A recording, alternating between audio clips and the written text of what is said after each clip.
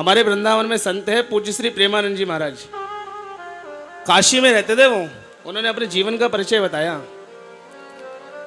पूज्य महाराज श्री काशी में रहते थे और काशी में रह करके भजन करते थे। वो कहते थे नमः शिवाय नमः शिवाय नमः शिवाय, और बिल्कुल वैराग्यों की तरह जटा वटा धारण करके, बढ़िया त्रिपुंड धारण करके महाराज जी यानी कि उसी वेश में रहते थे, अलबेले मस्त वेश में।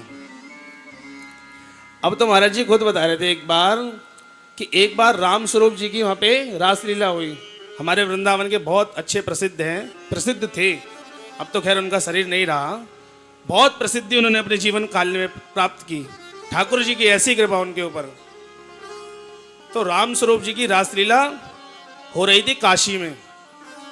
अब एक संत जी पूज्य श्री प्रेमानंद जी महाराज के पास में आए और उनसे बोले कि चलो भाई वृंदावन से रास मंडली आई और रास देखने के लिए चलते हैं। अब जो ब्रह्म की उपासना कर रहा है वो रास क्या समझेगा?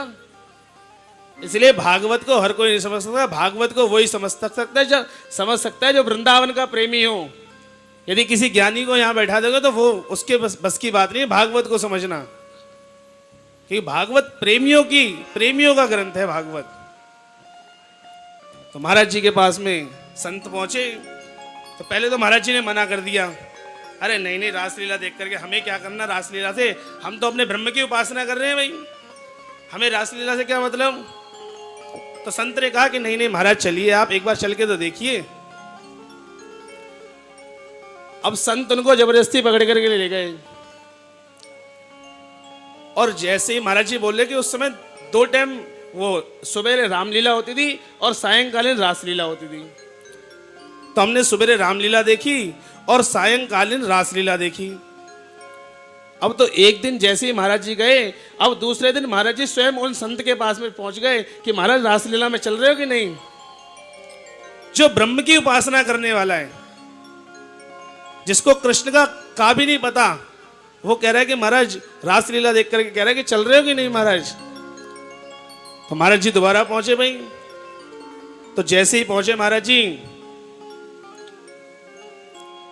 अब 15 दिन रासलीला हुई। 15 दिन महाराज जी ने रासलीला देखी। अब 15 दिन जैसे ही 15 दिन व्यतीत हुए और रासलीला की मंडली जैसे ही वृंदावन की ओर प्रस्थान करने लगी तो महाराज जी कहते मेरे थे अश्रु आने लगे। महाराज, मेरा जो जीवन है वो अश्रुपात होने लगा, क्योंकि मैंने जो अपना जीवन था जो शिव की ओर मोड़ रखा था, वो शिव की ओर मोड़ करके मैंने कृष्ण की ओर मोड़ दिया। हमारा रासलीला ने मेरा रासलीला का जो जीवन था वो कृष्ण की ओर मोड़ गया। तब तो महाराज जी कहते हैं कि मैं वृंदावन आया और जैसे ही वृंदावन आया तो मैंने सबसे पहले बिहारी जी के दर्शन करे। स्टेशन पहुंचा, स्टेशन में कोई जानता नहीं, किसी ने कहा कि भाई बिहार हमें तो वृंदावन जाना है। वृंदावन में हमने सुना है कोई बांके बिहारी का मंदिर है। तो बांके बिहारी का मंदिर, तो महाराज जी कह रहे हम बिहारी जी के मंदिर पहुंचे और जैसे ही हमने बिहारी जी को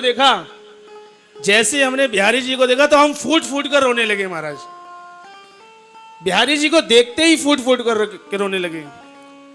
और महाराज जी कहते हैं कि इधर हमारा रोना प्रारंभ हुआ और इधर लोगों ने माला चढ़ाना प्रारंभ किया।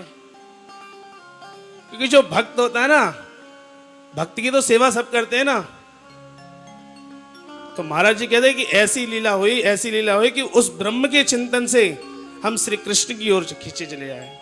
तो आज सुखदेव जी महाराज भी उस ब्रह्म की उपासना करते हैं। और जब ब्रह्म की उपासना करते करते जब ये श्लोक सुना, बरहा पीडम नटवर वपुः कर्णयो कर्णिकारम विभ्रदवासा कनक कपिशम वैजयंतीं च मालाम रंध्रान वेणो रदरसुदया पूरयन् गोपवृंदैर वृंदारण्यम स्वपदरमणम प्राविशद कीर्ति।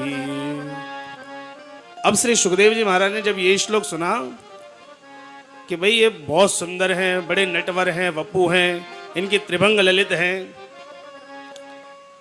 लेकिन श्री सुखदेव जी महाराज कहते हैं कोई बाहर से ही सुंदर हो उस पर थोड़े ना लीजिएंगे भाई, उसका हृदय भी तो सुंदर होना चाहिए।